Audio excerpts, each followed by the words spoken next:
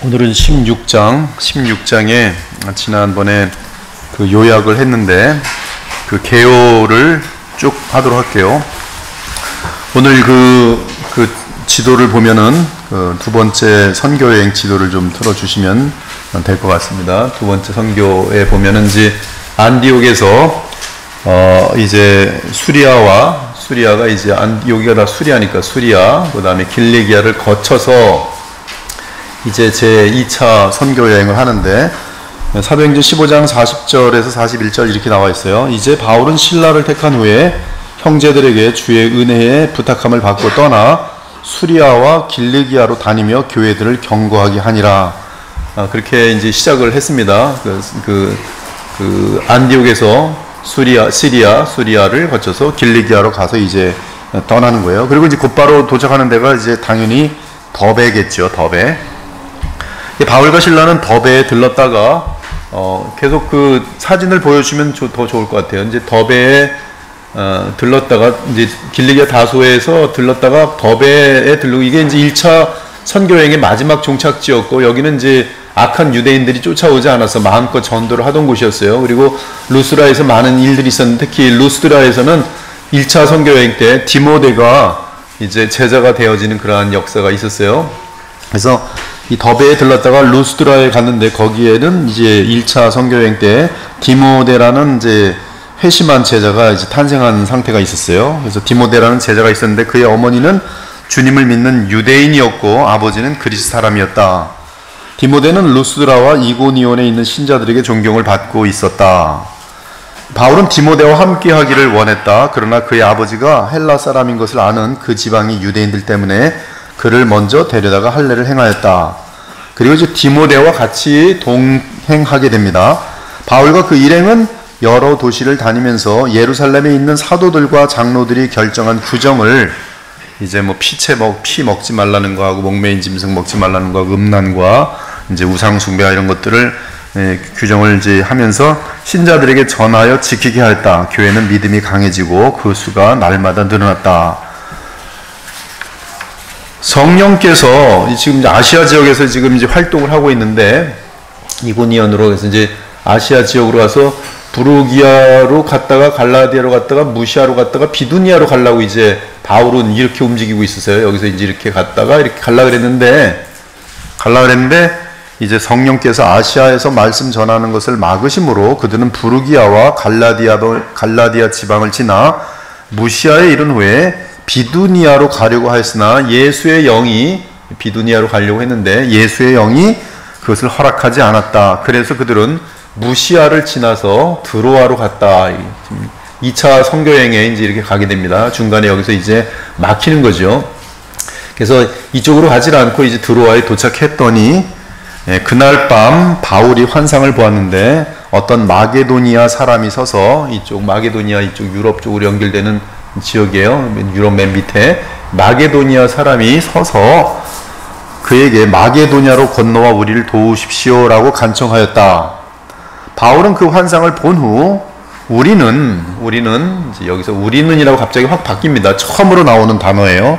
여기 우리는 누가 들어갑니까? 바로 누가, 의사 누가, 역사가 누가가 들어가면서 자기가 들어감으로 이제 표현이 우리로 바뀔 수밖에 없어요. 그래서 바울이 그 환상을 본 후 우리는 하나님이 마게도니아 사람들에게 복음을 전하라고 우리를 부르신 것으로 판단하고 곧 떠날 준비를 하였다. 사도행전 16장 10절에서 우리는 사도행전의 저자인 사도 누가가 바울의 선교팀 일행에 동행하게 된 사실을 거기서 알게 됩니다.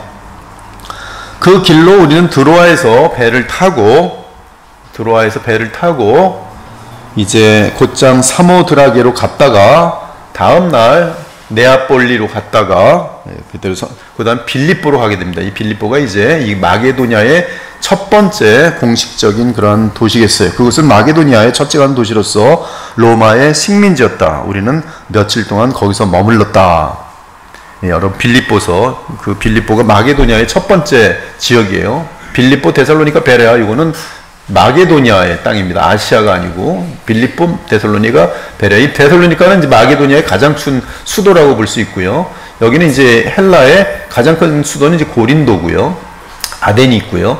우리가 이렇게 볼 수가 있는데, 하여튼 여기 보면 빌립보가 이제 큰 사건들이 많은 지역입니다. 그래서 이 빌립보에 도착했어요.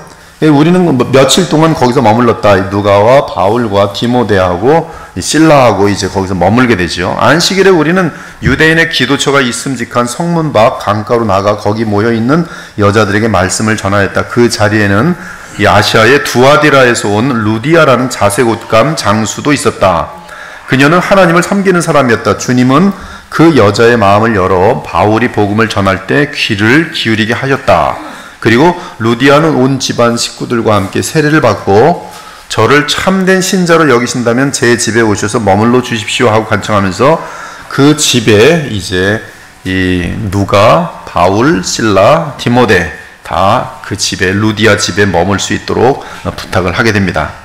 그리고 이제 그 집에 머물다가 이제 나와서 어느 날 기도처로 가는데 빌립보에서 귀신 들린 한 여종을 만납니다.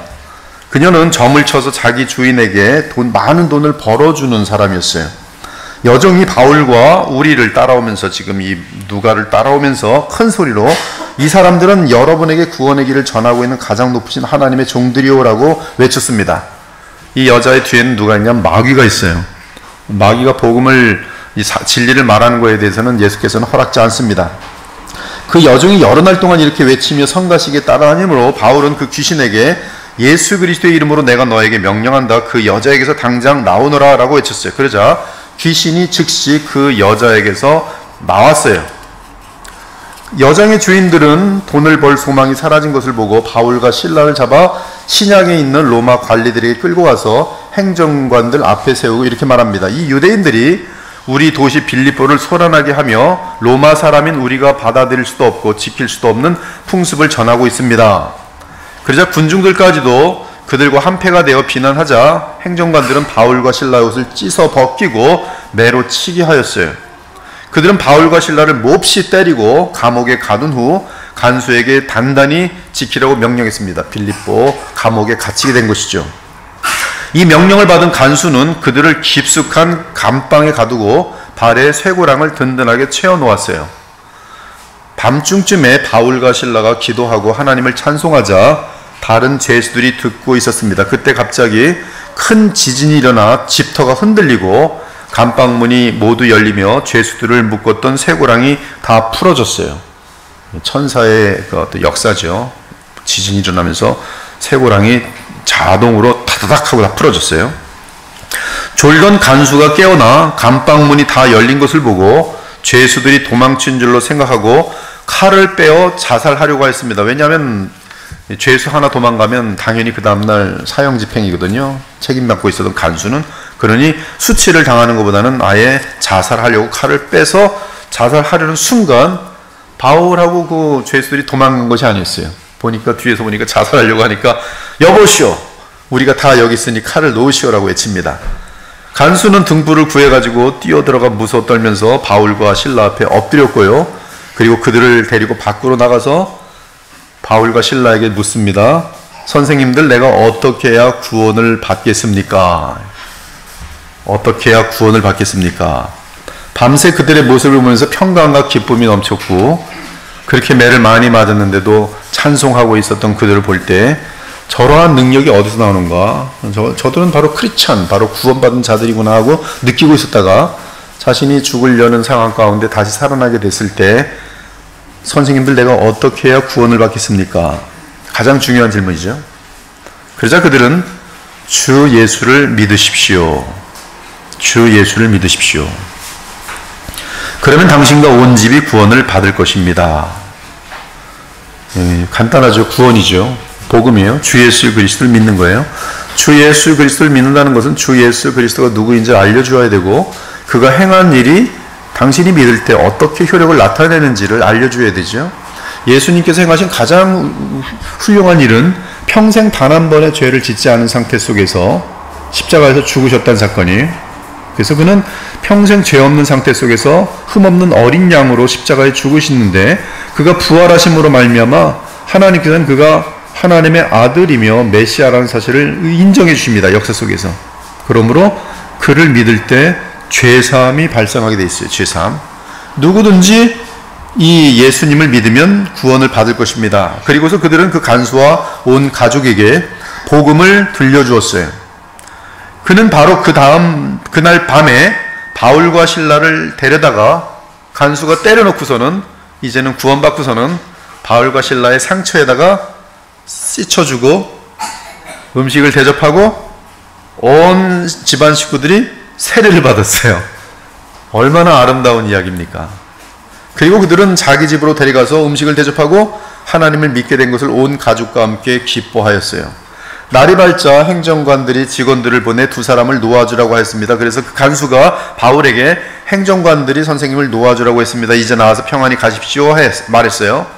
그러나 바울은 그 직원들에게 이렇게 말합니다. 로마 사람인 우리를 재판도 하지 않고 대중 앞에서 때리고 감옥에 가두었다가 이제는 몰래 내보내겠다는 것입니까? 그들이 직접 와서 우리를 데리고 나가라고 하시오. 직원들이 이 말을 행정관들에게 보고하자 그 높은 이 행정관들은 당장 바울과 실라가 로마 사람이라는 말을 듣고 크게 난리가 났습니다. 로마 사람을 재판 없이 감옥에 넣는 거는 그건 보통 큰 죄가 아니거든요. 그래서 그들은 감옥에 가서 바울과 실라에게 잘못했습니다. 정말 우리가 죄송합니다. 달래면서 데리고 나가서 대신 이 빌립보를 좀 떠나 주십시오. 아무것도 요청하지 않습니다. 그저 잘못했습니다. 그러면서 부탁을 하게 돼요. 그래서 두 사람은 감옥에 나와서 자기들을 집에 머물게 했던 루디아에게 잠깐 들렀다가 신자들을 만나보고 그들을 격려한 후 그곳을 떠나게 됩니다. 그래서 빌립보를 떠나게 돼요. 그래서 이제 그 내용이 16장까지의 내용입니다. 사진에 보면 이제 빌립보를 떠나는 거네요. 빌립보. 그리고 이제 그 다음 장에 암비볼리를 들렀다가 아볼로니아를 들렀다가 데살로니가에 이제 도착하게 되겠죠. 그것이 제 17장의 내용입니다. 바울과 실라와 디모데는 두 번째 선교 여행을 계속합니다. 빌립보에서 출발하여 암비볼리와 아볼로니아를 거쳐 데살로니가에 도착했어요. 바울은 유대인 회장을 찾아 3번의 안식일 동안 성경을 가지고 그들과 함께 논쟁하였습니다. 그는 그들에게 예수님이 고난을 받으시고 죽으셨다가 죽은 자 가운데서 다시 살아나셨다고 가르쳤어요. 지금 이 사도행전에서의 복음을 증거하는 순서는 언제나 부활이라는 객관적인 사실을 근거로 해서 복음을 전합니다. 지금 이 시대에는 부활이 너무나 선포가 되지 않아요. 보험 개념이 너무나 많고 부활이라는 이 역사 속에 있었던 객관적인 사실에 대한 그걸로 근거한 예수님의 정체와 예수님의 복음을 증거하는 것이 이 교육에 많이 빠져 있어요. 그러나 사도행전은 부활을 항상 놓치지 않고 있습니다. 그것은 역사 속에서 기독교가 서 있는 객관적인 증거예요. 이 증거가 만일 거짓이라면 만일이 붙을 수도 없죠. 사실이니까. 기독교는 가짜지요. 고린도서 15장에 분명히 말합니다. 만약에 부활이 없다면, 예수님의 부활이 없다면 우린 다 거짓말 지금 하고 있는 거고 그 죄사함도 없는 것이고 우린 지금 미친 짓을 하는 것이고 가장 불쌍한 자이고 무슨 영생이나 그런 것들은 다 허구고 농담뿐이 안 된다. 하나님도 그러면 믿을 수도 없는 것이고 아무것도 없는 거예요. 그냥 뭔지 모르는 거예요. 다 허망한 거고 다 가짜예요. 존재도 가짜고. 그러나 부활이라는 그것은 누구도 부인할 수 없는 역사 속에서 가장 확실한 자명한 사실로서 그것은 곧 예수라는 분은 하나님의 아들이시고 그가 바로 죄 지은 사람들의 죄 문제를 해결해 줄 수 있는 유일한 구주라는 사실이 입증되는 순간이에요. 그러므로 예수님을 믿을 때 죄사함을 받고 영생을 얻고 하나님 나라를 소유하게 되고 성령으로 거듭나게 되어지는 것입니다. 아무튼 이 데살로니가에 도착한 바울은 유대인 회당에 들어가서 3번에 걸친 안식일을 통해서 이 그들과 성경을 가지고 논쟁합니다. 여기 보면 성경을 가지고, 그리고 성경을 가지고, 이때 가지고 있는 성경 구약 성경이죠. 이 성경을 가지고 예수님이 고난을 받으시고 죽으셨다가 죽은 데 가운데 다시 살아나셨다고 가르칩니다. 지금 이것이 복사들이 해야 될 일이죠. 구약을 가지고 예수님의 십자가의 죽음과 그 대속에 이 구약 내내 한 것이 무엇입니까? 제사야, 제사. 어린 양 제사.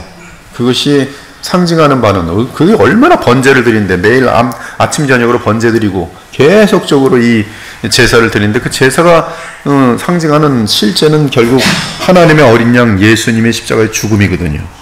그러니까 이 구약에서 예수님이 고난을 받으시고 죽으셨다 죽은 자 가운데 다시 살아나신 것, 이것을 구약이 말하고 있는 것, 근데 그것이 역사 속에서 입증된 것을 가르치는 것이죠. 그러면서 그는 그들에게 예수가 그리스도라고 선포했어요. 메시아라고 선포했어요. 데살로니가에서 예수가 메시아다. 유대인들은 메시아를 기다립니다. 근데 예수가 메시아다 그러면 이들이 성경적으로 설득되면 구약 성경 4000년 내내 기다려왔던, 정말 창세기 3장 15절의 여자의 그 씨가 바로 나사렛 예수구나라고 믿게 되면서, 예수를 믿게 될 때 그에게는 이제 성령이 임하게 되면서 지금 이 당시는 방언을 하게 되고 그가 구원받은 증거가 막 나타나게 되는 것이죠. 그래서 그리스도라고 선포했어요. 그랬더니 일부 유대인과 많은 헬라인이 믿고 이 제자들과 함께 하게 됩니다. 바울과 디모데와 실라와 이들과 함께 하게 돼요. 누가와 함께 하게 됩니다.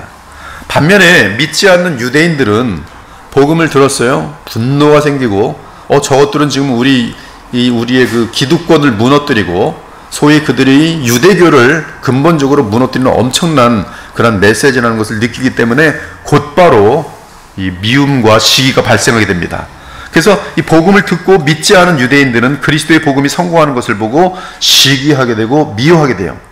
그러더니 그들은 폭도들을 만들어서 이 데살로니가에서 야손의 집에 침입하여 바울과 실라를 잡으려 하였지만 찾을 수가 없습니다. 이들은 얼마나 집요한지 대신에 야손과 크리스찬들을 끌고 이 데살로니가의 당국자, 읍장들 앞에 가서 소리 지르며 외치기를, 천하를 어지럽히는 사람들이 시저, 꼭 이제 이 로마 정부의 힘을 얻으려면 그의 머리인 시저, 가이사에게 못 오게 된다라는 그런 이제 얘기를 해야지만 이쪽이 로마가 난리가 나거든요. 꼭 그렇게 이어가는 거예요. 천하를 어지럽히는 사람들이 가이사의 명을 거역하며 말하기를, 다른 왕, 즉 시저 외에 다른 왕 예수가 있다 한다. 근데 이렇게 말하는 바울과 실라를 지금 이 야손과 크리스찬들이 숨겨주었다고 지금 고발해버린 거예요. 이 말들은 군중과 도시 당국자들은 난리가 났어요. 그렇지만 이제 바울과 실라, 디모데가 어디 있는지 숨어 있으니까 잡히지도 않고 그러다가 이들은 궁극적으로 또 막 난리를 치지만 마지막에 원하는 게 항상 뭐예요? 돈. 야, 니들 돈 있어? 풀어줄게. 야손이 돈이 있었어요. 그래서 야손이 돈 내고 곧바로 끝나는 거예요. 보석금을 받고 놓아주었다. 형제들은 이제 바울과 실라를 밤에 잡히면 안 되기 때문에 이제 베레아로 보냅니다. 베레아로. 그래서 이제 여기서 이제 데살로니가에서 이제 이러한 난리가 난 다음에 이제 빨리 바울과 이 실라를 베레아로 보내죠.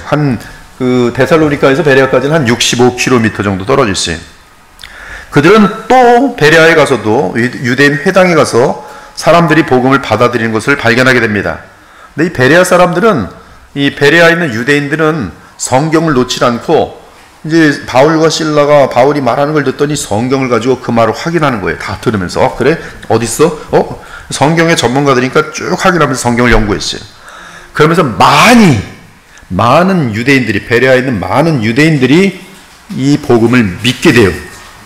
그리고 이 소문이 다시 데살로니가에 전해지자 베레아에서 지금 보니까 바울 그 사람이 전하는 메시지를 많은 유대인들이 믿고 크리스찬이 된다더라. 그 소문이 데살로니가에 전해지자 데살로니가에 있는 믿지 않는 유대인들이 베레아도 달려와서 거기서도 또 무리를 움직여서 소동을 일으켰어요. 이 자들은 가이사에게 도전하는 것일까? 그러니까 난리가 난 거예요. 로마 사람들 난리가 나고 이 또 믿지 않는 유대인들 막 소동하면 그들도 금방 일어나죠. 형제들은 곧바로 바울이 위험하니까 바울을 죽이려고 하는 거니까 아테네로 보냅니다. 그래서 이제 베레아에 있다가 쭉 이제 형제들이 데리고서 안전하게 아덴까지 데려다 주는 것이 아테네로 이제 움직이게 됩니다. 이때 실라와 디모데는 베레아에 남았어요. 실라와 디모데는 베레아에 남고 바울과 이제 동료들이 몇 사람 이제 아테네로 오는 게, 이제 아덴에서는 이제 바울이 혼자 있는 격이 되는 것이죠. 그래서 실라하고 디모데는 저기 베레아에 있고 먼저 이제 빨리 피신하느라고 이제 오게 된 것이. 그래서 바울은 그들에게 아덴으로 나중에 와서 합류하라고 요청합니다. 먼저 이제 아덴으로 떠나면서. 아덴에 도착한 바울은, 아덴은 아테네예요. 아테네. 이게 정말 서바나가 스페인이라는 그 생각을 아무도 못 하는데 로마서 15장에 보면 서바나가 나와요. 서바나는 스페인이에요. 그런 것처럼 아덴하고 아테네가 틀린 줄 알면 큰일 납니다. 구스와 이디오피아가 틀린 줄로 알면 큰일 나요. 아람과 그 다음에 시리아가 틀린 줄 알면 큰일 나고, 시리아와 수리아가 틀린 줄 알면 큰일 나요. 어떤 사람은 또 시리아하고 아수르하고 같은 건지 알아요. 그건 완전히 틀린 거예요. 시리아는 바로 이 다메섹을 갖고 있는 조그만 이스라엘 위에 족속과 나라고, 아수르는 큰 제국이에요. 북이스라엘 삼켜먹은 그 당시에 최고의 세계를 붙들고 있는 제국이었어요. 아수르 다음에 바로 바벨론 제국이죠. 근데 이름을, 그러니까 이제 성경에 대한 관심이 있으면 처음에는 헷갈리지만 나중에는 이제 다 알게 돼요. 아무튼 아덴에 도착한 바울은 도시가 우상으로 가득 찬 것을 보고 마음이 격분했어요. 그들은 막 신에 대한 관심은 엄청나게 크거든요. 이 그리스 신화 같은 것들 엄청나게 많단 말이에요. 근데 그런 거짓 신을 믿으면서도 하나님에 대해 모르고 하나님의 아들 예수 그리스도를 모른다는 사실에 대해서 너무나 마음이 아프고 슬프고 격분했어요. 바울은 그래서 매일 회당에 가서 유대인과 이방인, 종교적인 이방인들, 즉 그들은 하나님을 믿어보려고 애쓰는 사람들과 변론하게 됩니다. 그는 또한 매일 시장에서 다른 사람들과도 논쟁을 벌였는데요. 여기 보면은 그 사도행전 17장을 한번 보시면은 17장 18절 보면은 이것도 되게 웃겨요. 지금 개역개정은 좀 많이 좀 업데이트 됐어요. 개역개정은 17장 18절을 보니까 어떤 에피쿠로스, 그 다음에 스토아 철학자, 굉장히 많이 발전됐어요. 근데 개역 한글을 보면 어떻게 되어 있는지 아세요? 어떤 에비구로스,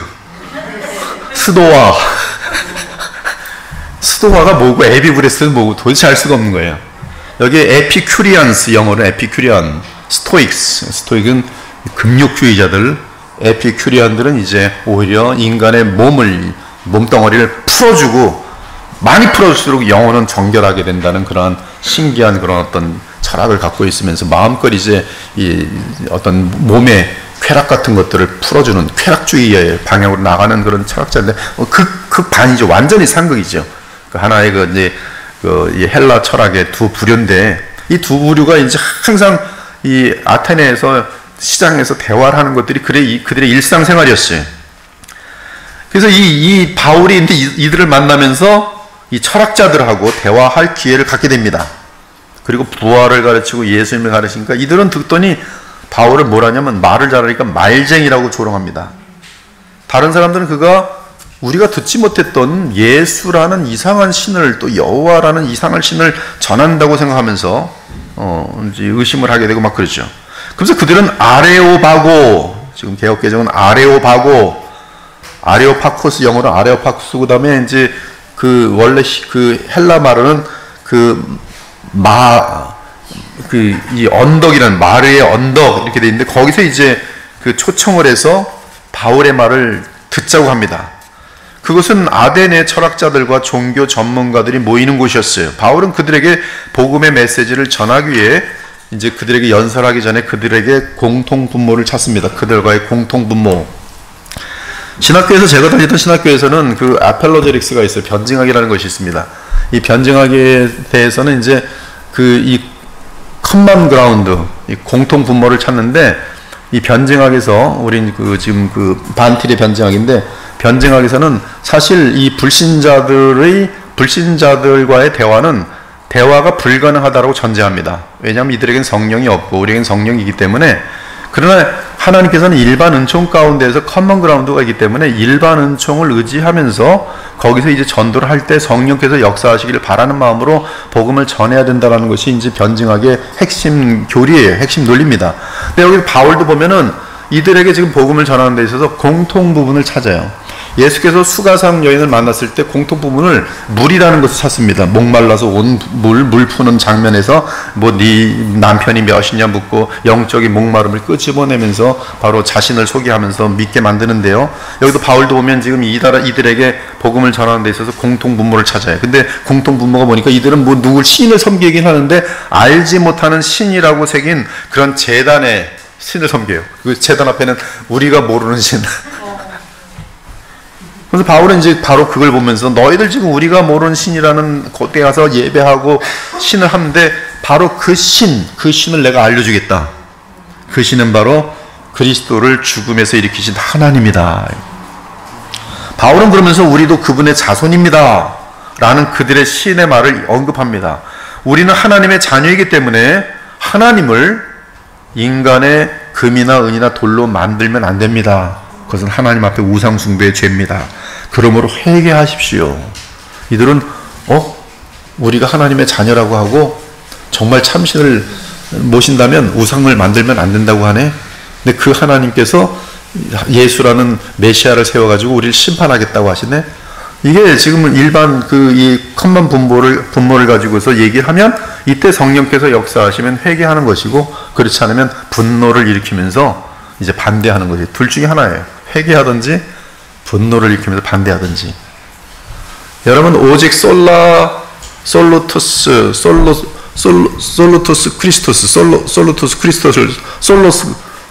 크리스토스로 외칠 때, 오직 예수를 외칠 때 이 반응은 언제나 둘 중에 하나예요. 즉 믿든지 아니면 싫어하든지. 그것이 정상이죠. 복음을 전하는 사람의 가장 중요한 핵심이에요. 그러니까 여러분들이 이 솔라라는 거, 오직이라는 단어가 보통 중요한 게 아니에요. 오직을 빼면은 불신자들에게 절대로, 타종교인들에게 절대로 박해받지 않아요. 즉 박해를 받고 싶지 않으면 솔라를 빼시면 돼. 예수님도 괜찮고요, 붙여 믿으셔도 돼요. 그럼 박해 안 받아요. 근데 대신에 어떻게 돼요? 주님께 버림받아요. 배도자가 되는 거예요. 주님 앞에 배도자예요. 가짜가 되는 거예요. 그는 처음부터 가짜였고 가룟유가 되는 거예요. 그러니까 우리는 오히려 목숨을 잃더라도 다른 데는 길이 없습니다. 진리를 그대로 얘기하는 거예요. 그러면 이 세상에서 박해를 받을 수 있어요. 그러나 하나님께서 그의 영혼을 붙들고 계시기 때문에 평안과 기쁨과 정직함과 진실함과 감사와 기쁨이 떠나질 않아요. 자기는 압니다. 이것이 진리인 것을. 성령께서 그 진리를 인쳐주시기 때문에 두려울 것이 없어요. 죽음이라는 것도 고작 주님의 품에 안기는 입구일 뿐이에요. 그것이 우리 크리스찬들이 가져야 될 솔라예요. 솔라를 놓치면 안 돼요. 성경도 믿어도 되고 전통도 믿어야 되는 거 카톨릭이에요. 솔라가 아니에요. 다 이것도 괜찮고 저것도 괜찮고 유전도 믿어야 되고. 우리는 이 5가지의 솔라가 리폼드예요. 보통 중요한 게 아니에요. 심판의 것입니다. 바로 심판자예요. 예수 그리스도를 믿으면 구원받는 것이고, 예수 그리스도를 믿지 않으면 영원한 심판에 떨어지는 거예요. 왜? 그들은 죄를 지었거든요. 죄인들이에요. 어떡할 거예요? 죄인들은 하나님의 완벽한 공의로운 법 앞에서 심판받아야죠. 그 심판은 죽음이에요. 하나님과의 영원한 분리, 그리고 죽음이에요. 그러면서 그 심판자가 하나님께서 세우셨다. 바로 부활하신 예수님이. 그래서 정확하게 어떤 이들이 이 말을 듣고 바울을 조롱하고, 어떤 이들은 좀 더 자세히 듣고 싶어 하더라.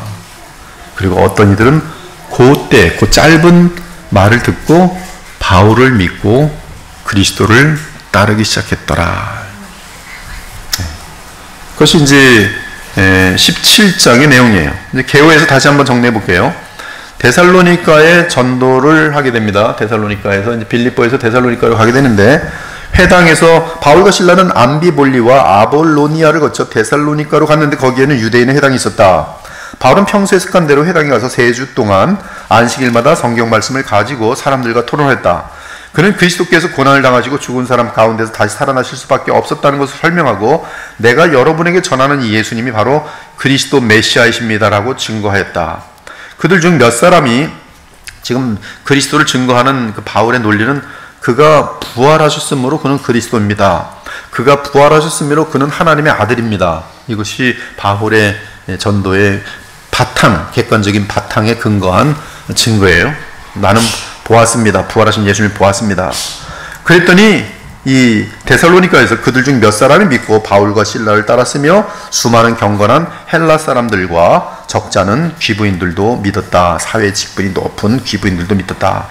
이것을 시기한 유대인들은 장터에서 깡패들을 동원하여 떼를 지어 다니면서 그 데살로니가 도시를 소란케 하고 바울과 실라를 사람들 앞에 끌어내리고 야손의 집을 덮쳤다. 그러나 그 사람들을 찾지 못하자 그들은 야손과 신자 몇 사람을 그 도시의 당국자들에게 끌고 가서 고발하였다. 세상을 온통 소란케 하던 사람들이 이곳에 왔는데 야손이 그들을 자기 집에 맞아들였습니다. 그들은 모두 황제 시저를 거역하고 예수라는 다른 왕이 있다고 가르쳤습니다. 그러자 로마 당국자들이 난리가 나죠. 군중들도 난리가 나고 도시 당국자들이 이 말 듣고 소동하였다.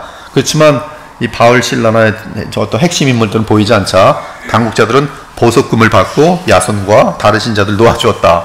그리고 이제 베레아로 어느새 이제 바울과 신라는 이제 크리스천들의 도움을 받고 글로 보냄을 받게 되죠. 밤이 되자 신자들은 즉시 바울과 신라를 베레아로 보냈다. 그들은 도착하자마자 유대인의 회당으로 돌아갔다.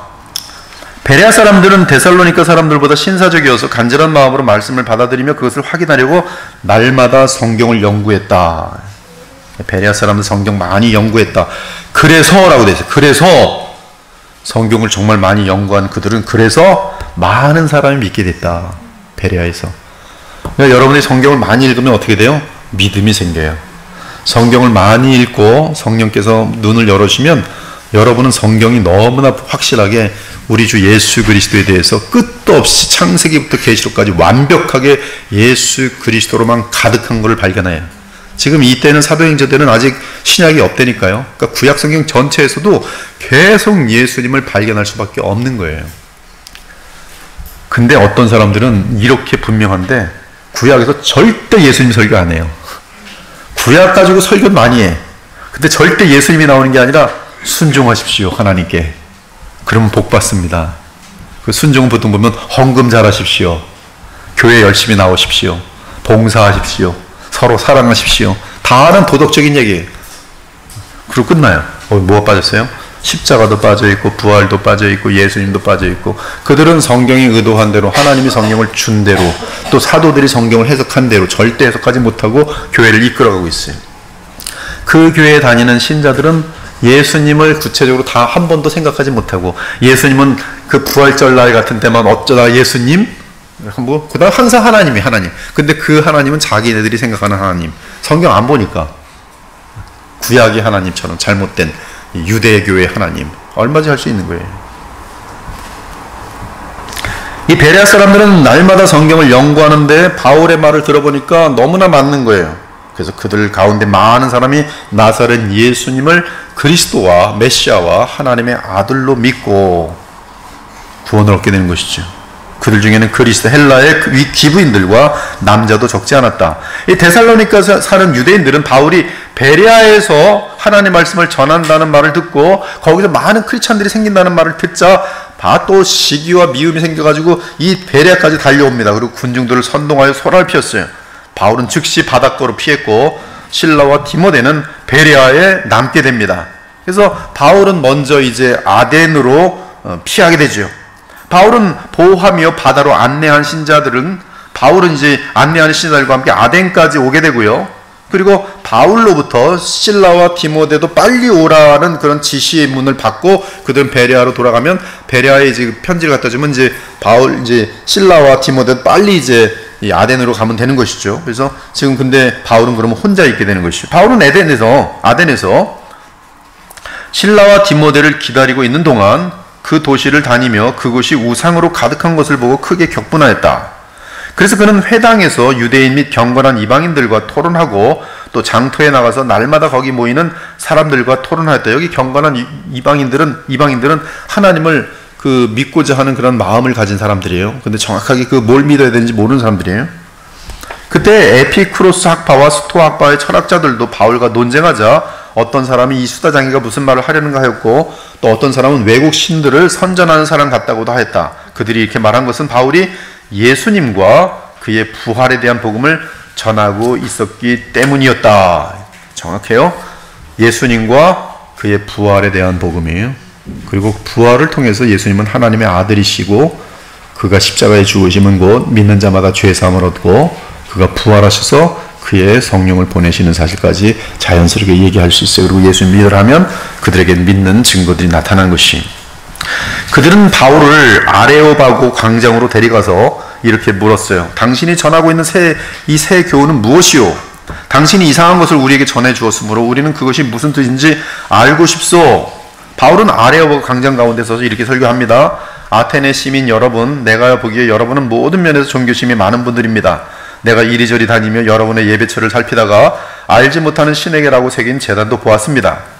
그래서 여러분이 지금까지 모르고 예배해온 그 신을 내가 알려주겠습니다. 그 신은 바로 천지만물을 창조하신 하나님이십니다. 그분은 하늘과 땅의 주인이므로 사람의 손으로 만든 신전에 사시지 않으며 또 무엇이 부족한 것처럼 사람이 드린 것을 받지도 않습니다. 그분은 모든 사람에게 생명과 호흡과 만물을 직접 주신 분이십니다. 그분은 한 사람에게서 모든 민족을 만들어 온 땅 위에 살게 하였으며 각 나라의 연대를 미리 정하시고 그들의 국경을 정해 주셨습니다. 하나님이 이렇게 하신 것은 사람들이 하나님을 찾게 하려는 것입니다. 사실 하나님은 우리에게서 멀리 떠나 계신 것이 아닙니다. 우리는 그분 안에 살며 움직이며 그분 안에 존재합니다. 여러분의 시인 가운데 어떤 사람이 말한 것처럼 우리도 그분의 자녀입니다. 이와 같이 우리가 하나님의 자녀가 되었으니 신을 사람의 생각과 기술로 금이나 은이나 돌이 새긴 형상 따위로 여기서는 안 됩니다. 알지 못하던 시대에는 하나님이 그대로 내버려 두셨지만 이제는 각처에 있는 모든 사람에게 회개하라고 명령하십니다. 이것은 하나님이 정해놓은 사람을 통해 메시아죠, 예수죠, 세상을 정의로 심판할 날을 정하시고 그분을 죽은 사람들 가운데서 다시 살리셔서 모든 사람에게 믿을 만한 증거를 주셨기 때문입니다. 바울은 정확히 말합니다. 모든 사람들이 믿을 만한 증거 뭐예요? 부활이, 예수님의 부활이. 여러분은 예수님의 부활에 대해서 조금도 움츠러뜨릴 필요 없어요. 아그리빠 왕도 바울이 말해요. 이 일은 다 아는 일입니다. 공개된 일이에요. 아그리빠 왕도 대접 못합니다. 맞아. 예수라는 사람이 죽고 부활하고. 요세푸스도 불신자예요. 그러나 요세푸스의 그 역대기 보면 예수라는 자가 지금 부활했다는 난리가 났다. 예루살렘에 다 적혀 있어요. 부인할 수가 없는 거예요. 부인할 수 없어요. 여러분, 예수님 부활하십니다 라고 하는 그 전도로 말씀하신 적이 있습니까? 사람들에게 말할 때 저는 크리스찬입니다. 예수님을 아십니까? 예수님 부활하셨습니다. 이거 말씀 하나요. 이 부분이 지금 빠져 있는 게 성경적이지 않은 거죠. 부활로 바로 이 부활하신 이분은 그러므로 부활했기 때문에 바로 메시아예요. 부활했기 때문에 하나님의 아들이에요. 그것이 성경 구약이 증거하는 내용들이, 구약 성경이. 그러니까 구약 성경을 바르게 해석하면 그렇게 나오는 거예요. 메시아 그리스도에 대해서. 우리가 이사야를 봤는데 이사야에서 얼마나 부활이 많이 나오는지 몰라요. 십자가에 죽으시는 예수님, 그리고 부활하신 예수님, 심지어 심판까지도, 인류 역사 심판까지도 이사야는 다 완벽하게 다루고 있어요. 구약이 결코 반쪽이 아닙니다. 완전한 실체가 오기 전까지 그것을 가르쳐주는 그림자와 또 어떤 그 모형으로서 모든 메시지가 완벽하게 담겨 있어요. 그 안에. 그러므로 이 예수님의 부활은 모든 복음의 실체예요. 여기서 분명히 말합니다. 바울은 부활은 예수님의 죽은 자들 가운데서 다시 살아남은 모든 사람이 부인할 수 없는, 믿을 수 있는 증거입니다. 그러니까 지금 이 아덴에 있는 사람들도 다 들었거든요. 예수라는 사람이 있는데 부활하셨대. 부인할 수가 없거든요. 그러면 이게 이제 부인하든지, 사실이니까 이거는 말 못하죠. 따지지 못하지만 그래도 안 믿을래. 그래도 안 믿을래. 이거 완고함이죠. 바울의 설교를 들은 철학자들은 부활에 대해 각각 다른 반응을 보였다. 죽은 사람이 다시 살아나는 말에 어떤 사람들은 비웃었고 또 더 듣고 싶다는 사람들도 있었다. 설교를 마친 후 바울은 거기서 나왔다. 여러분, 예수님의 부활은 다시 말씀드리지만 하나님의 아들이라는 증거예요. 로마서 1장 4절. 그분의 십자가의 죽음은, 예수님의 부활 때문에 그분의 십자가의 죽음은 어떠한 희생적인 사랑을 보여주는 사랑의 어떤 그런 모습이기도 하지만 더 중요한 것은 십자가의 가장 중요한 메시지는 뭐냐면 대속이에요. 내가 죽을 것 대신에 내가 받을 저주를 하나님의 아들이 받으심으로 말미암아 내게는 율법의 저주가 제거되는, 그것이 죄사함이 하나님 앞에. 그래서 그는 형량을 받을 것이 없어요. 대속적 죽음이, 십자가의 죽음은 대속적 죽음이, 이사야 53장처럼 대속적 죽음이. 근데 그분의 부활하심으로 말미암아 그분은 지금 살아계신 둘째 아담이, 그분은 지금 살아계신 마지막 아담이, 그분은 지금 살아계신 우리의 왕이요 대제사장이요 하나님의 뜻을 알려주시는 마지막 영원한 선지자세요. 그러므로 그분을 믿고 의지하면 무슨 효력을 갖냐면 죄사함을 얻고요, 영생을 얻고요. 그 다음에 성령을 얻고요. 하나님의 나라를 당장 얻어요. 영적으로. already. 그리고 이제 새하늘과 새 땅, 예수님의 재림 때 영원히 준비된 그 땅을 소유하게 돼요. 그래서 여러분 그 땅 나누는 내용이 얼마나 많은지 몰라요. 땅 나누는 내용이 성경 구약에는 너무나 많아요. 너무나 많아요.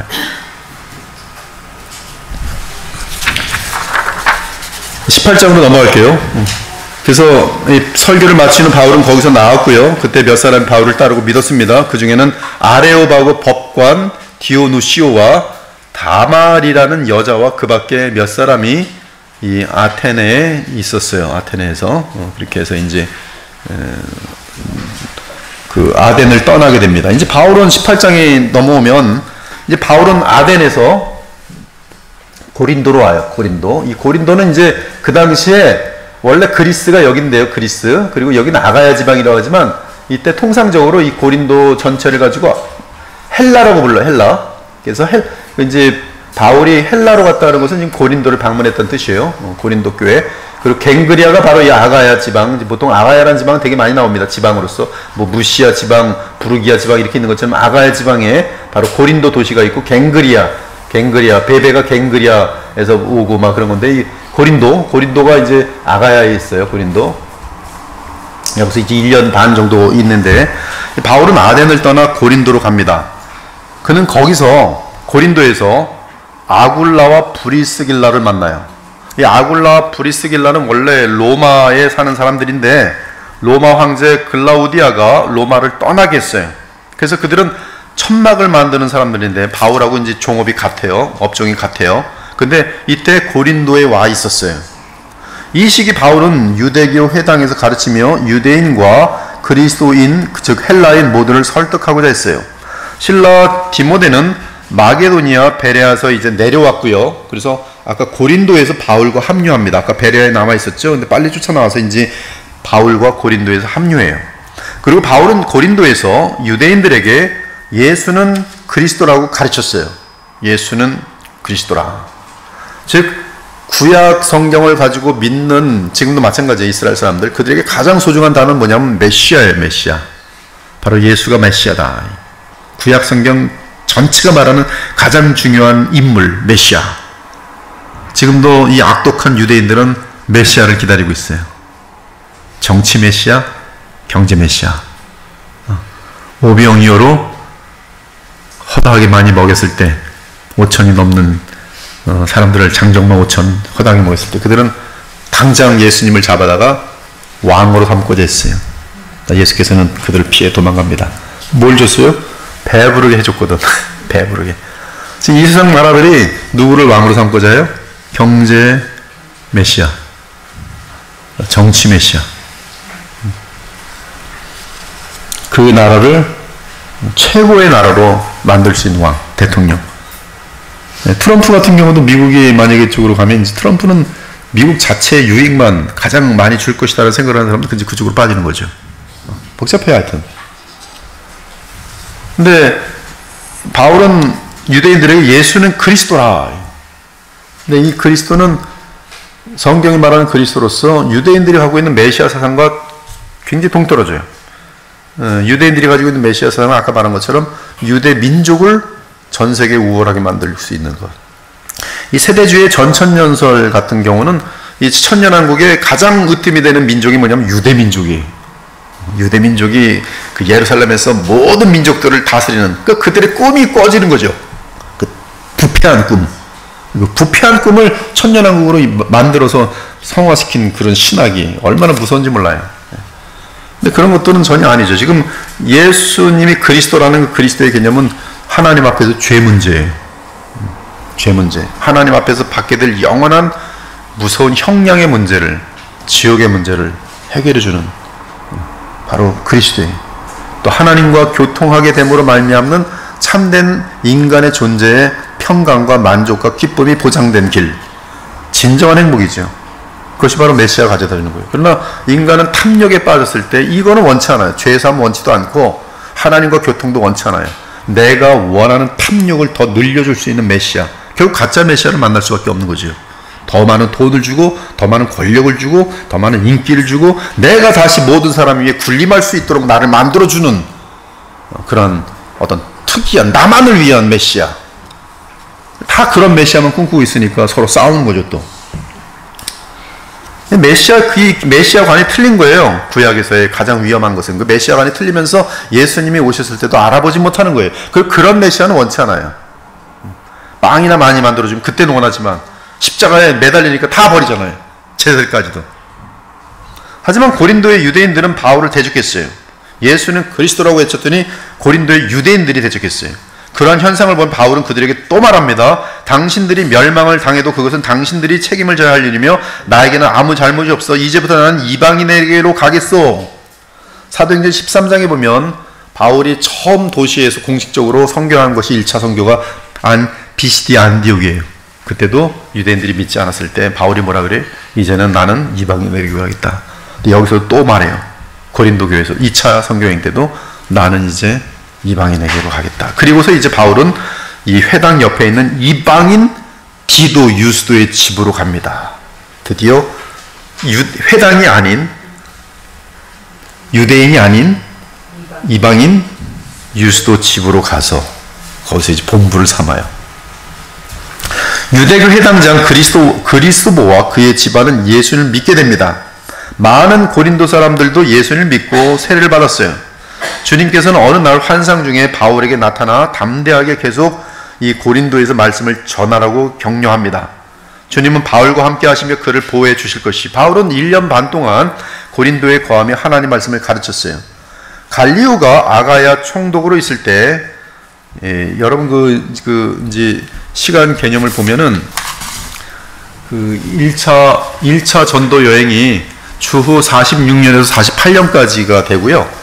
그 다음에 예루살렘 총회가 주후 50년에 있어요. 그 다음에 제2차 전도여행이 지금 우리가 다루고 있는 전도여행이 주후 50년에서 52년까지 진행됩니다. 그 중에서 1년 반이 고린도에서 보낸 기간이에요.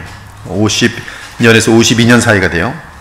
근데 이제 갈리오가 아가야 총독으로 있을 때 이제 이런 것들이 이 정확한 계산을 할 수 있는 기준들이에요. 성경은 이 역사 속의 기준들을 항상 남겨놔요. 항상 남겨놓습니다. 그래서 그거를 레퍼런스로 하면 성경에 무슨 사건이 있을 때, 왜냐하면 이 모든 역사 속에 뭐 이집트든 뭐 다른 나라들도 다 기록해 놓거든요. 그러니까 그것이 레퍼런스가 되면서 성경의 연대 같은 것들이 계산이 가능해요. 충분히 가능합니다.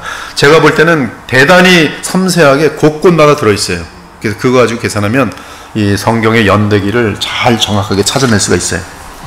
근데 갈리오가 아가야 총독으로 있을 때, 지금 아가야는 아까 말한 것이 아가야 지방이에요. 고린도의 총독으로 있을 때 유대인들이 힘을 모아 바울을 잡아 갈리오의 법정으로 끌고 갑니다. 갈리오가 총독이 되자마자 이제 이 사람들이 이제 이 유대인들에게 상당히 이제 호감을 얻으려고 이들의 청을 많이 들어줬나 보죠. 그러니까 갈리오의 법정으로 끌고 갔어요. 그리고 바울이 율법에 반하여 하나님을 예배하도록 사람들을 설득한다고 비난합니다. 하지만 갈리오는 그 문제가 종교 문제라며 관여하지 않겠다고 선언하고 그들을 법정에 내쫓습니다.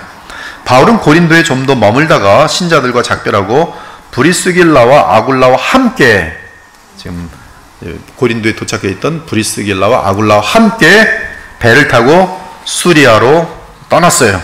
수리아, 안디옥 수리아.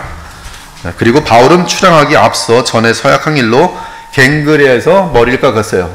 갱그레에서 머리를 깎고, 자기 서약한 거 있으면 서약을 만기가 되면 이제 머리를 깎습니다. 머리를 깎았어요. 그리고 에베소에 도착하게 됩니다. 에베소. 그리고 여기 에베소에 브리스길라와 아굴라를 두고, 그 에베소에서 바울은 회당에 들어가서 유대인들과 토론을 해요. 그리고 브리스길라와 아굴라를 에베소에 두고, 성경이 완벽해요. 이게 사실이니까 그래요. 지어낸 소설이 아니라 사실이기 때문에 하나도 빈틈이 없습니다. 브리스길라와 아굴라를 에베소에 두고 바울은 배를 타고 에베소를 떠납니다. 그리고 가이사라로 쭉 배를 타고 돌아와서 가이사라에 도착한 바울은 이제 예루살렘으로 이제 올라가서 교회를 방문하고 안디옥으로 갔어요. 가이사라에서 예루살렘에 방문하고 이제 안디옥으로 다시 올라갑니다. 그것이 이제 18장의 내용이에요. 다시 한번 18장의 내용을 성경 그대로 개요로 쭉 검토해 보도록 할게요. 빨리 하겠습니다. 이미 여러분들 다 검토, 복습, 지금 공부한 거니까 복습차 하는 거예요. 바울이 고린도에서 전도함. 아굴라와 브리스길라를 만났다. 바울은 고린도에서 본도에서 태어난 유대인 아굴라를 만났는데 그는 글라우디오 황제가 모든 유대인들에게 로마에서 떠나라고 명령했기에 때문에 최근에 그의 아내 브리스길라와 함께 이탈리아에 온 사람이었다. 이탈리아에서 온 사람이었다. 이탈리아에서 고린도로 온 사람이었다. 바울은 그들의 직업이 자기처럼 천막을 만드는 일이었으므로 그들과 함께 머물면서 일하였다. 바울은 안식일마다 회당에서 토론하며 유대인들과 헬라 사람들을 설득시키려고 하였다. 바울은 유대인들에게 예수님이 그리스도이심을 증거하였다. 그러나 유대인들이 반대하고 욕설을 퍼붓자 바울은 옷의 먼지를 떨며 이렇게 말했다. 당신들이 멸망을 당해도 그것은 당신들이 책임을 져야 할 일이며 나에게는 아무 잘못이 없어. 이제부터 나는 이방인에게로 가겠소. 그는 그들을 떠나 하나님을 섬기는 디도 유수도라는 이방인의 집으로 갔는데 그의 집은 회당 바로 옆에 있었다. 회당장 그리스도보가 자기의 온 집안 식구와 함께 주님을 믿었고 바울의 설교를 들은 다른 많은 고린도 사람들도 믿고 세례를 받았다. 주님께서 어느 날 환상 중에 바울에게 이렇게 말씀하였다. 너는 두려워하지 말고 계속 말하라. 침묵을 지키지 말아라. 내가 너와 함께 있으니 아무도 너를 해치지 못할 것이다. 이 도시에는 내 백성이 많이 있다. 바울은 거기서 1년 6개월 동안 머물면서 그들에게 하나님 말씀을 가르쳤어요. 또한 이 고린도에서 1년 6개월 동안 있으면서 사실은 데살로니가 전후서를 썼어요. 그리고 이 갈리오가 아가야 총독으로 부임했을 때 유대인들이 일제히 들고 일어나 바울을 잡아서 법정으로 끌고 갔다. 이 사람이 율법에 어긋나게 하나님을 섬기라고 사람들을 설득하고 있습니다 하고 고발했다. 그러나 갈리오는 종교 문제에 관여하지 않겠다고 하며 그들을 법정에서 내쫓았다. 바울이 고린도를 떠나 시리아의 안디옥으로 향하는 배를 탔다. 바울은 고린도에 좀 더 머물다가 신자들과 작별하고 브리스길라와 아굴라와 함께 배를 타고 시리아로 떠났다. 그런데 바울은 출항하기 앞서 전에 서약한 일로 갱그리아에서 머리를 깎았다. 갱그리아는 고린도의 항구이다. 에베소에 도착한 바울은 갱그리아에서 떠나서 에베소에 도착한 바울은 일행을 거기에 남겨두고 여기 일행에 특히 누가 있어요? 브리스길라와 아굴라를 남겨두고 혼자 회당에 들어가서 유대인들과 토론했다. 유대인들은 바울에게 에베소에 더 머물라고 부탁했다. 바울은 그들의 요청을 뿌리치고 하나님의 뜻이라면 다시 오게 될 것이라고 말하고 배를 타고 에베소를 떠났다. 바울은 가이사랴에 상륙하여 예루살렘으로 올라가서 교회를 방문하고 안디옥으로 갔다. 이렇게 하여 바울의 제2차 선교여행은 마무리되었다. 자, 바울의 2차 여행이 다 끝났어요. 18장. 자, 바울은 또다시 선교여행을 떠납니다. 3차 여행이에요. 이 기간은 53년에서 57년까지예요. 57년에 예루살렘에 도착합니다. 그리고 예루살렘에서 이제 로마까지 가는데 62년까지 가요. 5년 동안 걸려서 이제 예루살렘에서 이제 그 총독들이 바뀌게 되면서 그 가이사랴에 또 오래 있게 되다가 결국 이제 로마에 도착한 때가 62년이에요. 그때는 가택연금으로 이제 로마 감옥에 있게 됩니다. 이것이 3차 전도여행에서 이제 로마로 향하는 것까지 연결되는 내용이에요. 자, 제18장. 바울은 또다시 선교여행을 떠났다. 이번에는 세 번째 여행이다. 그는 시리아의 안디옥에서 또 출발합니다. 자, 시리아의 안디옥에서 출발해요. 그는 갈라디아와 부르기아 지방을 여행하며 안디옥에서 길레기아에서 이제 이렇게 쭉 따라가는 것이죠. 자, 쭉 볼게요. 그는 갈라디아와 부르기아 지방을 여행하며 제자들의 믿음을 든든하게 격려했어요. 갈라디아, 부르기아, 오케이, 맞아요. 여기 부르기아, 예, 오케이, 그래요. 부르기아를 지방을 여행하며 제자들의 믿음을 든든하게 격려했다. 한편 알렉산드리아 출신 아볼로는 유대인이었는데 아볼로는 사람이 등장해요. 성경의 가장 전문가라는 사람이 등장합니다. 웅변가이자 성경 박사였어요. 근데 그가 에베소를 방문했어요. 에베소에 누가 있습니까? 브리스길라와 아볼로가 있잖아요. 그렇죠? 거기서 이제 예수님을 전하는데, 이 아볼로가 예수님을 전하는데 그는 요한의 세례만 알고 있었어요. 그래서 그때 에베소에 머물렀던 브리스길라와 아굴라가 아볼로의 내용을 보니까 지금 성령이 임한 사실을 모르는 거예요. 지금 예수님 부활로 말미암아 성령이 임한 사실을 모르고 그냥 예수님을 구약에 따라서 예수님을 믿도록 지금 전하고 있을 때 데려가서 지금 성령을 받으시고 성령을 외쳐야 됩니다라고 얘기했더니 그는 그때서야 눈이 헐쩍 또 열리게 됩니다. 그래서 그는 그리스도임을, 그 다음에 이제 그는 다시 고린도로 넘어가요. 이 아볼로는 에베소에서 고린도로 넘어가서 이제 고린도에 가서 아볼로는 이제 이 예수가 그리스도임을 성경을 통해 증거하며 공개적으로 유대인들이 아무런 대꾸를 하지 못하도록 그들의 입을 막아버립니다. 자, 바울의 제3차 선교여행. 바울은 시리아의 안디옥을 떠나 갈라디아와 부르기아의 제자들을 굳건하게 하였다. 그리고 다시 에베소에 도착했다. 아까 에베소에 도착했을 때 2차에서 뭐라 그랬어요? 내가 때가 되면 돌아오겠다. 바울은 그리고 약속을 지키고 돌아옵니다. 지금 3차 여행 때 에베소에 도착했어요. 근데 그때는 잠시 에베소를 거쳤지만 지금은 에베소에서 3년 있어요. 3년. 두란노를 세우고 2년을 가르치고요. 토탈 에베소에서는 3년 있어요. 3년.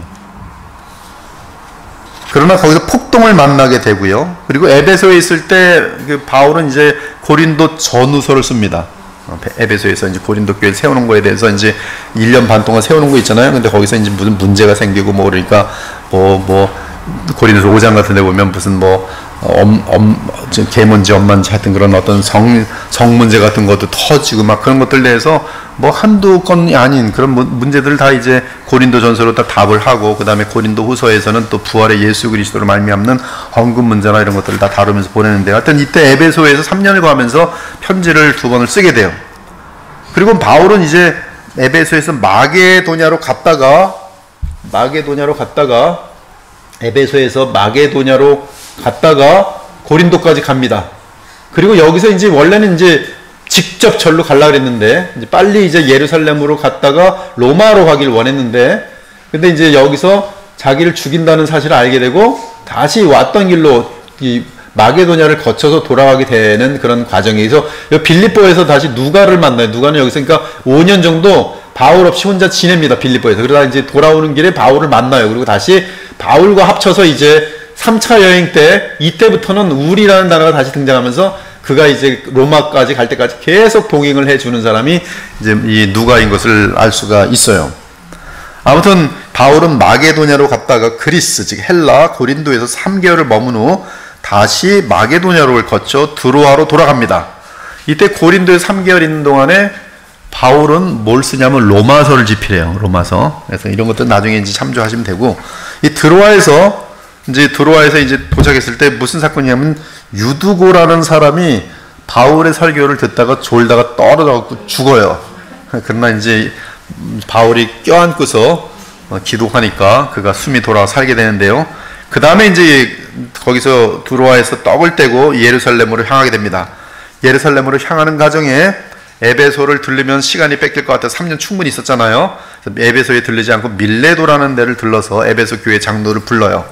그리고 에베소 장로들에게 이제 마지막, 이제 이게 너희들 당신 나를 볼 수 없습니다. 얼마나 정이 많이 들었겠어요. 3년. 와, 바울에게 3년 교육받은 에베소 사람들은, 에베소 장로들은 얼마나 실력이 좋았겠습니까? 매일 공부했을 텐데, 매일. 매일 하루에 적어도 5시간, 많게는 한 10시간을 공부했을 텐데, 에베소 사람들은 그러니까 깊은 사람들일 거예요.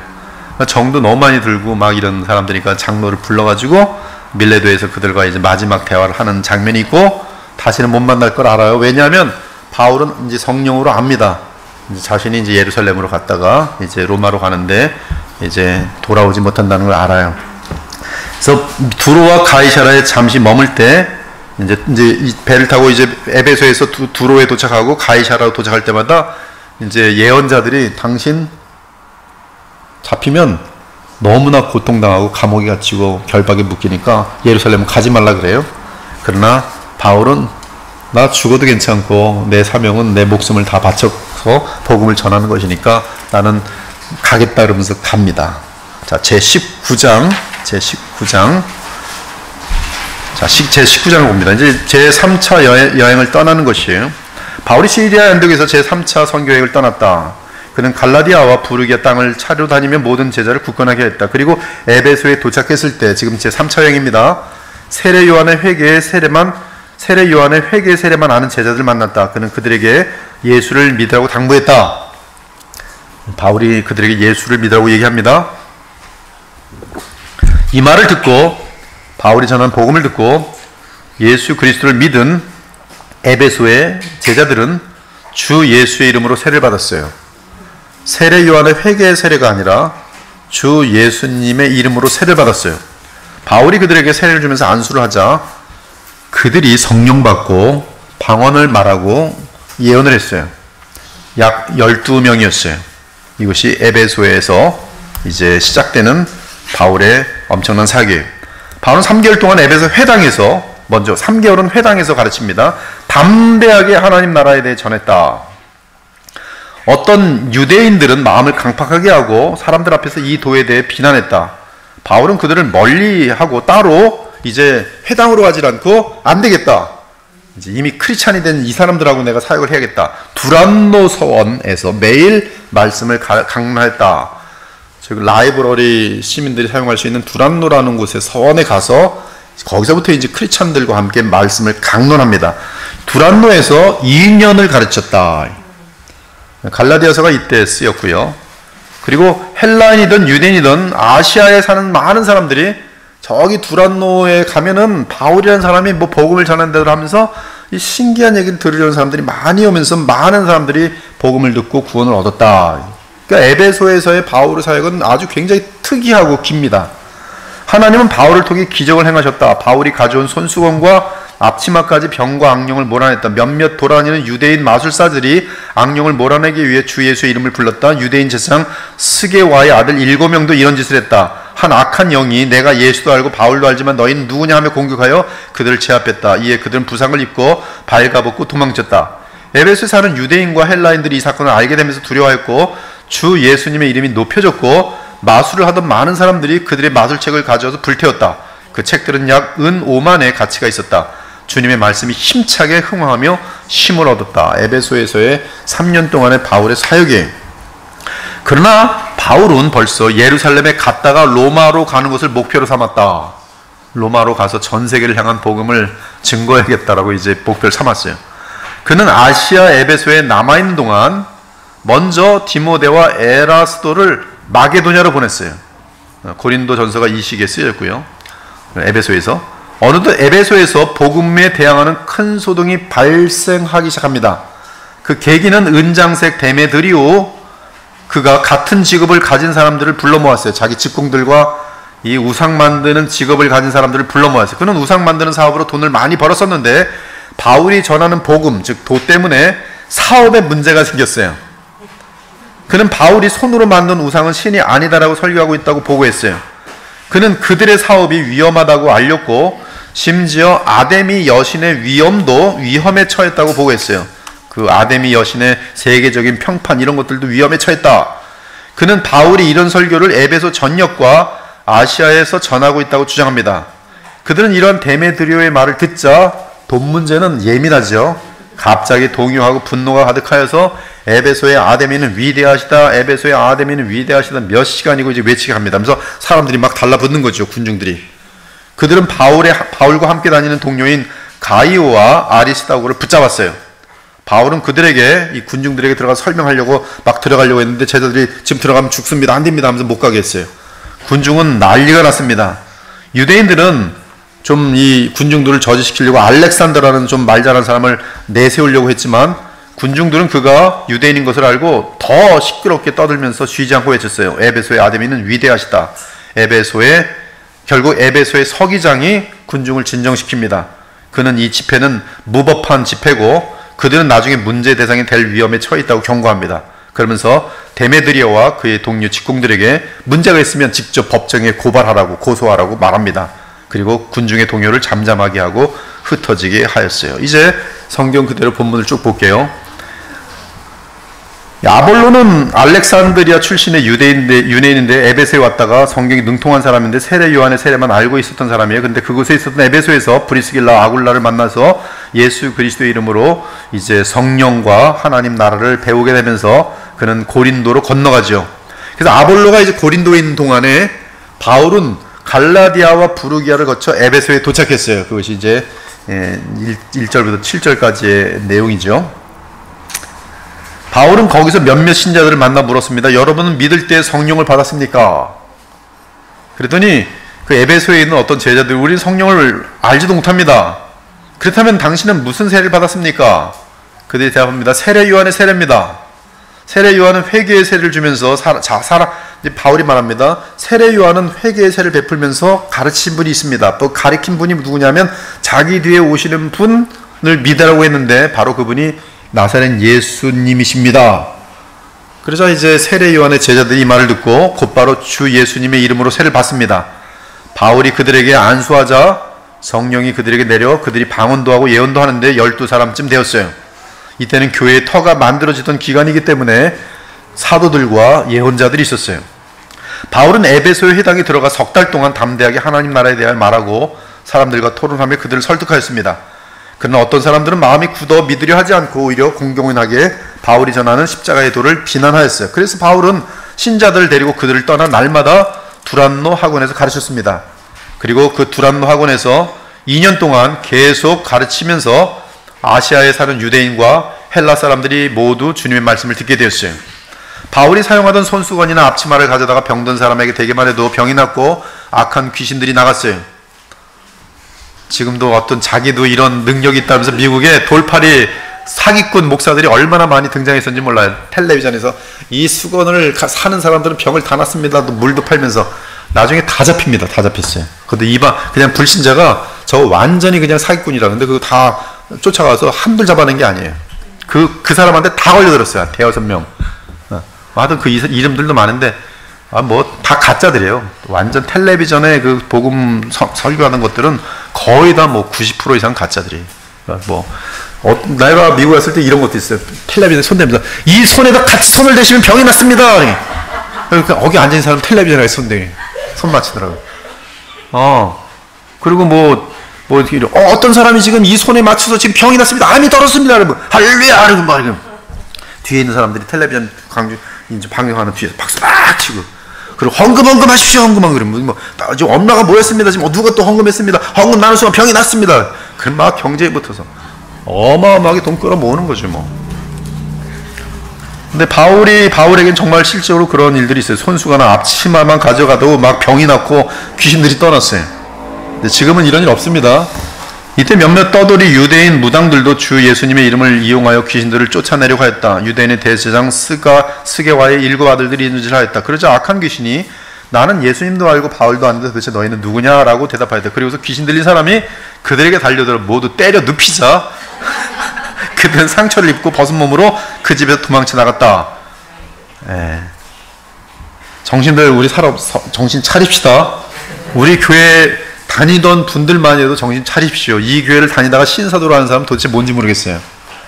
에베소에 사는 유대인들과 헬라 사람들이 이 소문을 듣고 모두 두려워서 주 예수님의 이름을 높이 찬양하였다. 그리고 많은 신자들 찾아와서 자기들이 행한 일을 공적으로 고백하였다. 많은 마술사들도 그들의 마술책을 모아가지고 와서 사람들이 보는 데서 불태웠는데 그 책값은 무려 5만 드라크마나 되었다. 이렇게 해서 주님의 말씀은 힘있게 계속 퍼져나갔다. 그러나 이제 떠날 수밖에 없는 사건이 발생합니다.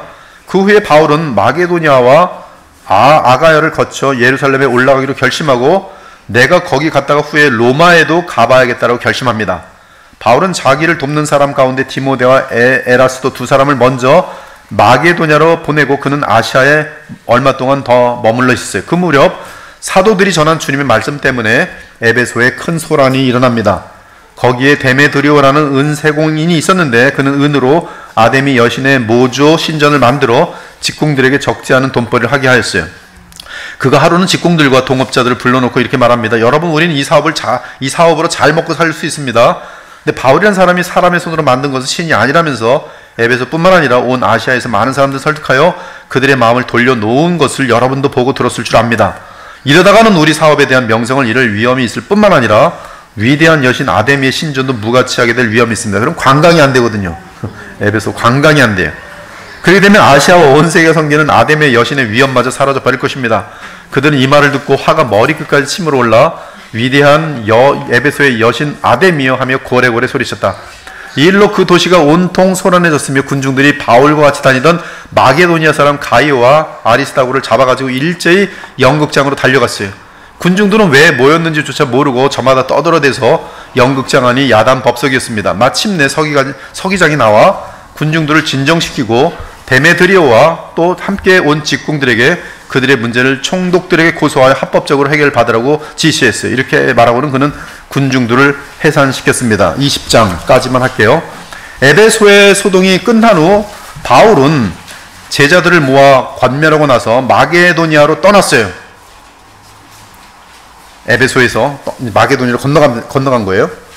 요 기간에 고린도서가 쓰였고요. 바울은 마게도냐 지역의 제자를 만나 많은 권고를 했어요. 그리고 그는 고린도에 도착했고 고린도에서 3개월 머물습니다. 이때 로마서를 썼고요. 바울은 배를 타고 이제 수리아의 안디옥으로 돌아가길 원합니다. 이제 3차 여행을 마치고. 그런데 돌아가려고 했는데 안디옥으로, 시리아의 안디옥으로 돌아가려고 했는데 유대인들이 그를 죽이려는 음모를 꾸민 것을 알고 마게도냐를 통해 돌아가기로 결정해요. 이때 바울과 동행하는 7 제자들이 있는데 이 사람들이 이제 예루살렘으로 전달해준 헌금 때문에 같이 모이게 된 사람들이에요. 그래서 이 데살로니가 교회가 헌금 많이 했거든요. 이 고린도 교회는 이제 이 누가가 가지고 간 것 같아요. 이 베레아 사람 두로의 아들 소바더, 데살로니가 사람 아리스다구와 세군도, 더베 사람 가이오, 디모데, 아시아 사람 두기고와 비모은 바울과 함께 빌립보까지 갔다가 거기서 사도행전을 기록한 저자 누가를 만납니다. 빌립보에서. 그리고 그들은 빌립보에 그렇죠. 결국 우리가 돼요. 바울과 누가를 두고 먼저 두로아로 가서 지금 이 7 형제들은 두로아로 먼저 가서 즉 바울과 누가를 기다렸고, 바울과 누가는 빌립보에서 무교절을 지낸 후에 배를 타고 두로아로 가서 7 형제를 만나 그곳에서 7일을 머물렀어요. 이제 두로아에서 근데 무슨 일이 생기는가? 이 기록에 의해 우리가 확인할 수 있는 것은 사도행전에서 우리와 그들의 사용을 주의 깊게 살펴보면 누가는 두로아에서 바울에게 합류했고 빌립보에 함께 있다가 1차 선교여행 때 빌립보에 머물렀으며 나중에 바울이 두로아로 가는 길에 빌립보에서 다시 누가를 만나 함께 떠난 것을 알 수 있어요. 이따 3차 여행 때 만난 거예요. 결국 바울과 누가는 한 5년 정도 헤어진 셈이에요. 그 누가는 바울이 로마 감옥에 갇힐 때까지 함께 동행한 것으로 사도행전은 끝나게 됩니다. 아무튼 7일 동안 들어와 있는데 거기 머물러 때 이제 주일이 겹칩니다. 일요일날. 그래서 떡을 때려 모였어요. 주일 예배를 드리게 모인 거죠. 예수님 부활을 기념하면서. 그때 바울은 그 다음날 드로아를 떠날 계획을 갖고 있었기 때문에 밤새 자정까지 설계했어요. 그때 모인 그곳의 윗다락에 유도고라는 청년이 앉아있다가 바울의 설교가 기니까 깊게 졸다가 3층에서 떨어져서 죽었어요. 바울은 아래로 내려와서 그를 안고 말하기를 생명이 그에게 있다라고 하니 유두고는 살아났습니다. 바울은 다락으로 올라가 그들과 떡을 떼고 동이 틀 때까지 그들과 오래 이야기를 했어요. 그들은 유두고가 살아난 사실 때문에 큰 위로를 받았습니다. 바울은 드로아에서 동료들을 먼저 배를 타고 아소로 보냅니다. 여기서. 그리고 자기는 걸어가요. 요 길이가 한 32km예요. 32km는 얼마나 걸릴까요? 4km 1시간씩 걸으니까 8시간 8, 32km 8시간 뭐 쉬는 시간 있어야 되니까 한 20시간 하루 잡아야겠네요. 그러니까 먼저 보내놓고 혼자서 드로아에서 조용히 아소까지 걸어가는 거예요. 혼자서. 왜 그랬을까요? 왜 그랬을까요? 왜 그러긴요? 자기 앞길에 뭐가 있는지 아니까 그러죠. 고생하러 가는 거죠, 지금. 고생하러 갈 때는 뻔히 알 때는 이렇게 항상 시간이 필요해요. 혼자 있는 시간이. 여러분의 인생의 앞길이 노라면 혼자 있는 시간을 많이 가집시오. 그리고 자꾸 걸으세요. 그래서 혼자서 아소에 도착했어요. 바울은 아소에서 그들을 만나 그들과 함께 아소에서 배를 탔어요. 4일 동안 그들은 이제 여기서 아소에서 배를 타서 이름도 있는데 미둘레네, 기오, 사모, 여기 사모 있어요. 그리고 밀레도에 도착했어요. 에베소에 들르지 않았어요. 왜? 들르면 시간 뺏길까봐. 정든 사람이 너무 많아서. 그래서 대신에 에베소 장로들아, 내가 여기 왔으니까 배 타고 있는데 계속 배를 타고 가야 되니까 잠깐 쉬었는데 빨리 와라! 그러고 달려오죠. 바울은 밀레도에 잠시 머무는 동안 에베소 교회 장로를 불렀어요. 바울은 그들과의 에베소 교회에서의 사역을 언급한 후 그의 미래에 대해 말했습니다. 그는 성령에 매여 성령이 가자는 대로 지금 가는 거예요. 바울은 예루살렘으로 갈 것인데 성령께서 분명히 말씀해 주기를 결박과 환란이 그에게 기다린다고 알려주셨어요. 따라서 그는 에베소 장로들을 다시는 보지 못할 것이, 바울은 여러 말로 에베소 장로들에게 교회와 관련된 당부를 한 후에 그들과 함께 기도를 하고 작별을 구했어요. 그들은 바울을 다시는 보지 못할 것을 알고 크게 울며 바울의 목을 안고 입을 맞추었어요. 얼마나 정이 들었으면 이렇게 할까요? 입을 막 목을 안고 입을 맞췄다. 이 보통 사랑이 아니지. 지금 바울하고 장로들하고 지금 목을 안고 입을 맞췄. 그리고 그들은 바울을 다시 배로 안내어로 전송했다. 그래서 이제 여기 저기 밀레도에서 이제 배 타고 이제 밀레도에서 고스 갔다가 바다라 갔다가 이제 구부로 밑으로 해서 이제 두로로 가는 거예요. 여기서 이제 예언자가 나타나서 뭐라 그러고 또 이제 가이사라 갔더니 또 뭐라 그러고 가이사라에서는 누가까지 포함해서 가지 마세요. 가지 마세요. 예루살렘 가지 마세요. 막 그래. 그때 이제 바울이 나는 죽어도 좋다. 내게 맡긴 복음을 전하는 사명에는 나는 목숨을 아끼지 않는다.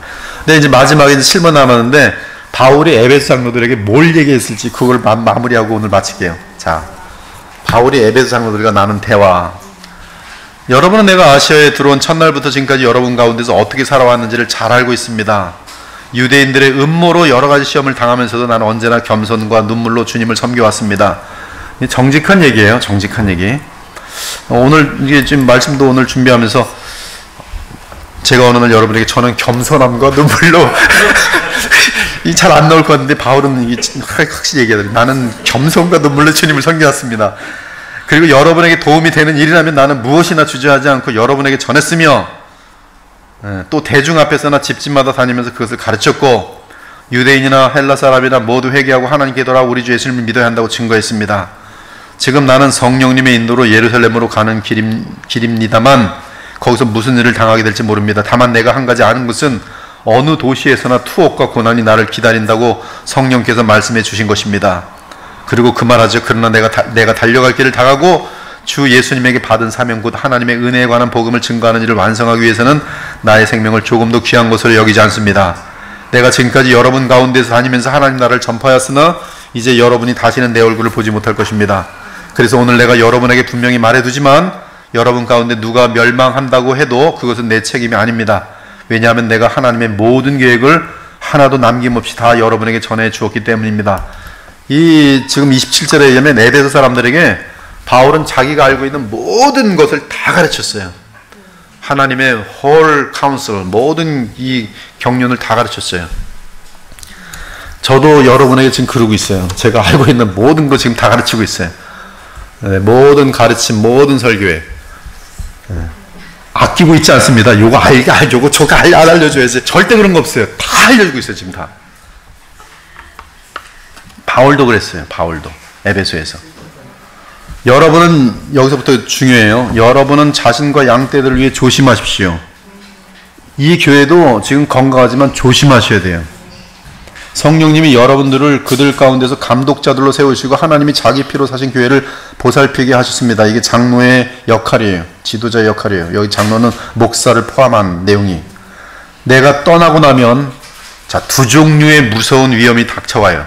첫째는 사나운 이리떼 같은 거짓 선생들이 여러분 가운데 들어와 양떼를 사정없이 해칠 것이며, 거짓 선생들은 양떼를 그냥 해칩니다. 자기의 명예욕과 권력과 돈을 위해서 착취하는 것이 끝이에요. 교회 무너지는 것 아무런 관심 없어요. 교회 말아먹어도 상관없습니다. 내게 돈만 생기면 돼요. 명예만 생기면 돼요. 거짓 선생들이. 근데 더 무서운 것은 이 교회 내에서 그와 같은 사람들이 일어나 그릇된 것을 가르쳐 신자들을 깨워 누구를 따르게요? 자기들을 따르게. 자기 파 만들어요. 교회에서 자기를 따르게 만드는 사람들이 생겨요. 하나님의 복음을 통해서 그리스도를 따르게 하는 게 아니라 자기를 따르게 해요. 자기를. 이게 이제 교회가 조심해야 될 내용이에요. 여러분은 그 리폼드라는 것 속에서 개혁 복음주의가 이 교회의 파운데이션이에요. 즉 리폼드를 벗어날 때는 따라가면 안 돼요. 리폼드에서, 즉 개혁주의에서, 개혁주의가 복음을 놓치면 교리화되고 죽기 때문에 이 개혁주의는 반드시 복음으로 그 모든 목표를 삼아야 돼요. 십자가와 부활로. 제일 안전한 터예요. 이것만, 이 분명한 원칙만 이 교회에 남아있는 한 함부로 내부적으로 나를 따르라고 못할 거예요.